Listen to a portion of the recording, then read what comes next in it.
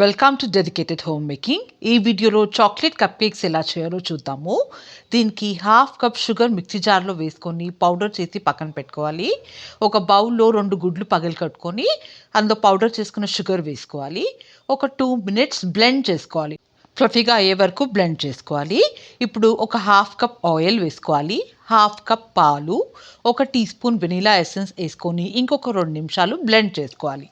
Blend చేసుకున్న తర్వాత ఇందులో 1 కప్పు మైదా, హాఫ్ కప్ కోకో పౌడర్, ఆ తర్వాత 2 టీ స్పూన్ల బేకింగ్ పౌడర్ వేసి ఈ విధంగా జల్లించుకోవాలి.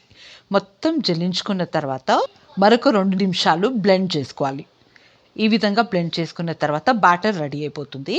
ఇప్పుడు పేపర్ నాప్కిన్ అనేది కప్ కేక్ మౌల్డ్స్లో సదురుకోవాలి. ఈ విధంగా సదురుకున్న తర్వాత ప్రిపేర్ చేసుకున్న బ్యాటర్ హాఫ్ మౌల్డ్ వరకు వచ్చేదాకా వేసుకోవాలి. ఎక్కువ వేసుకుంటే కప్ కేక్ అనేది ఓవర్ఫ్లో అవుతుంది, తక్కువ వేసుకుంటే చిన్నగా వస్తాయి.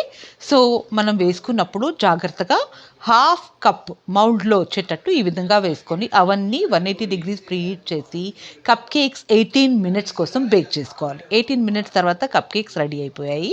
ఒక టూత్పిక్ ఈ విధంగా గుచ్చి చూస్తే క్లీన్గా రావాలి. క్లీన్గా వస్తే కప్ కేక్స్ రెడీ అయిపోయినట్టు. ఎంతో టేస్టీగా ఉండే కప్ కేక్స్ అనేవి రెడీ అయిపోయాయి. పిల్లలకి మనము ఇంట్లోనే హైజీనిక్గా చేసి పెట్టొచ్చు.